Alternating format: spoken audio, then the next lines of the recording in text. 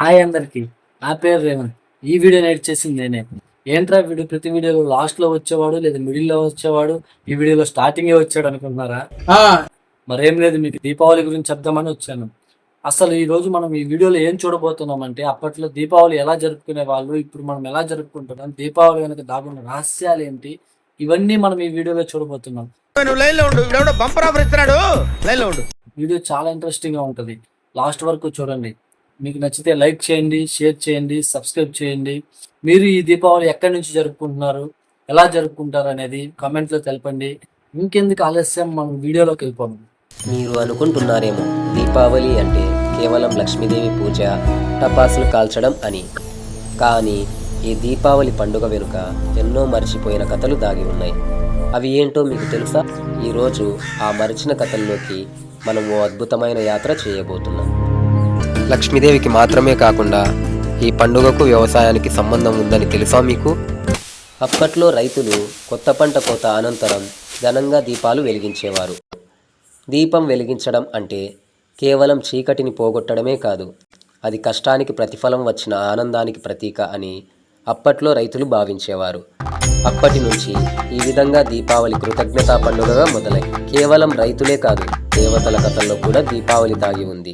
లక్ష్మీదేవికి కొన్ని అరుదైన అవతారాలు ఉన్నాయని మీకు తెలుసా? ఉదాహరణకు ధాన్యలక్ష్మి అనే రూపంలో ఆమె రైతులకు పంటల సమృద్ధిని ఇచ్చింది. అందుకే కొన్ని చోట్ల దీపావళి రోజున పంటను మొదట పూజిస్తారు. ఈ విధంగా దేవత మరియు భూమి మధ్య ఉన్న బంధాన్ని గుర్తు చేస్తుంది. కానీ మరొక ఆసక్తికరమైన కథ కూడా ఉంది. అది ఏంటో మీకు తెలుసా? అది శ్రీరాముడి తిరుగు ప్రయాణం. మనమందరం తెలుసుకున్నది అయోధ్యకే రాముడు తిరిగి వచ్చిన కథ. కానీ స్థానిక గాథల్లో శ్రీరాముడు మరెన్నో ఊర్లకు వెళ్ళాడని చెబుతారు. ఉదాహరణకు కొన్ని గిరిజన ప్రాంతాల్లో రాముడి తిరుగు పర్వదినంగా వేడుక జరుపుకుంటారు. వారు అందరూ దీపాలు వెలిగించి రాముడి వీరత్వాన్ని గుర్తు చేసుకుంటారు.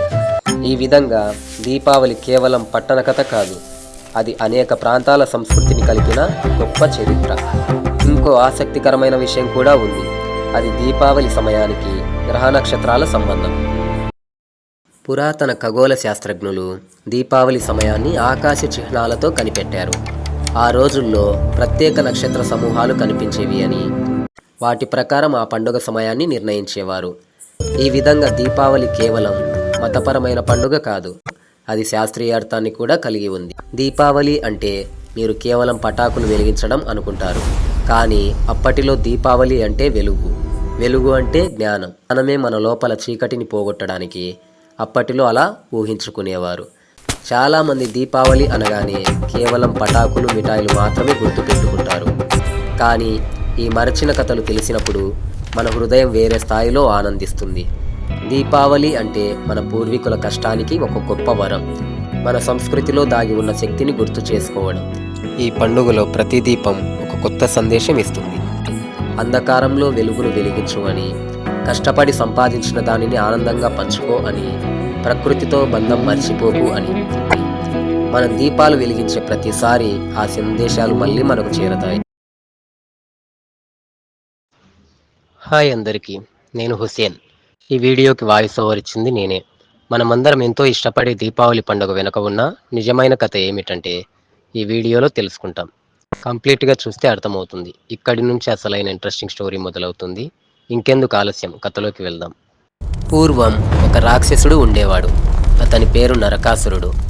అతను చాలా శక్తివంతుడు, దుర్మార్గుడు కూడా. నరకాసురుడు ఎల్లప్పుడూ ప్రజలపై దాడి చేసేవాడు. వారి బంగారం, ఆస్తి, స్త్రీలను కూడా బంధించి పెట్టుకున్నాడు. ప్రజలంతా చాలా భయంతో జీవించేవారు. ఎవరూ అతనికి ఎదురు నిలబడలేకపోయారు. ఈ దురాచారాన్ని చూసి దేవతలు బాధపడ్డారు. అందరూ కలిసి శ్రీ మహావిష్ణువుని ప్రార్థిస్తారు. అప్పుడు విష్ణువు అవతారమైనటువంటి శ్రీకృష్ణుడు ముందుకు వచ్చాడు. ఆయనతో పాటు భార్య సత్యభామ కూడా యుద్ధానికి సిద్ధమైంది. ఎందుకంటే ఒక వరం ప్రకారం నరకాసురుడిని చంపేది స్త్రీ చేతుల ద్వారానే సాధ్యం. శ్రీకృష్ణుడు రథాన్ని నడిపాడు. సత్యభామ విల్లు బాణాలతో యుద్ధం మొదలుపెట్టింది. భారీ యుద్ధం జరిగింది. ఆకాశమంతా బాణాల కాంతితో మెరిసిపోయింది. సత్యభామ ధైర్యంగా పోరాడింది. చివరికి ఒక శక్తివంతమైన బాణంతో నరకాసురుని గాయపరిచింది. ఆఖరికి నరకాసురుడు నేలకూలాడు. అతని అణిచివేతకు ముగింపు వచ్చింది. అప్పుడు బంధింపబడ్డ 16,000 స్త్రీలు విముక్తులయ్యారు. ప్రజలు ఆనందంలో నిండిపోయారు. ఆ రోజు ఆశ్వయుజ మాసం అమావాస్య. అంధకారం తొలగి వెలుగు పుట్టిన రోజు. ప్రజలు ఆనందంతో ఇళ్ల ముందు దీపాలు వెలిగించారు. చీకటిని పారదోలుతూ వెలుగును ఆహ్వానించారు. అప్పటి నుంచే ప్రతి సంవత్సరం ఈ రోజునే దీపావళి పండుగగా జరుపుకుంటున్నారు. దీపావళి అంటే ఒక్క సందేశం: చీకటిపై వెలుగు, చెడుపై మంచి గెలుస్తుంది. మరి మీరు ఎప్పుడైనా ఆలోచించారా ఈ కథలు ఎందుకు మర్చిపోయాము అని? ఎందుకంటే మనం వెలుగులో మాత్రమే చూసాం, కానీ ఆ వెలుగుకి వెనుక ఉన్న చీకటి కథలను చూడలేదు. ఇప్పుడు ఈ కథలు మళ్ళీ బయటకు వస్తున్నాయి. మనం మళ్ళీ పాత అర్థాన్ని గుర్తు చేసుకు రైతు, దేవత, ఆకాశం ఇవన్నీ కలిపే దీపావళి కేవలం ఒక్కరోజు కాదు, అది ఒక గుర్తు. చీకటికి ఎప్పుడూ వెలుగు వస్తుందని, మనం ఎంత కష్టంలో ఉన్నా ఒక వెలుగు మార్గం ఉంటుందని అర్థం. ఈ కథలే మనకు ఆ ఆశను ఇస్తాయి. ఆ ఆశ మన జీవితానికి శక్తి. ఆ శక్తి మనకు ఒక దారిని చూపిస్తుంది. ప్రతి దీపం మనలో ఒక స్ఫూర్తిని నింపుతుంది. ఆ స్ఫూర్తి మన నిజమైన సంపదగా మారుతుంది. డబ్బు లేదా వస్తువులు కాదు, కానీ ధైర్యం, కృతజ్ఞత, సంతోషం. మనం ఆ వెలుగును మన లోపల వెలిగిస్తే చాలు, ప్రపంచం మనకు మరింత ప్రకాశిస్తుంది. కాబట్టి ఈ దీపావళికి మీరు కేవలం టపాకులు మాత్రమే వెలిగించకండి, మీ హృదయంలోని చీకటిని కూడా పోగొట్టండి. పాత కథలను మళ్ళీ జ్ఞాపకం చేసుకోండి. ఆకాశ నక్షత్రాలను చూసి విశ్వాన్ని గుర్తు చేసుకోండి. రైతుల కష్టాన్ని, దేవతల దీవెనలను గుర్తు చేసుకోండి. అప్పుడు మీ దీపావళి మరింత అర్థవంతంగా మారుతుంది, మరింత ప్రేరణతో నిండిపోతుంది, మరింత ఆనందాన్ని ఇస్తుంది. మోరల్: దీపావళి అనేది కేవలం టపాకుల పండుగ కాదు, అది మనలోని చీకటిని తొలగించి జ్ఞానం, కృతజ్ఞత మరియు ఆశలు నింపే పండుగ. మీకు, మీ కుటుంబ సభ్యులకు దీపావళి శుభాకాంక్షలు. దీపావళి వెలుగులు హృదయాలను వెలిగించాలి, పొల్యూషన్ గాలిని కాదు.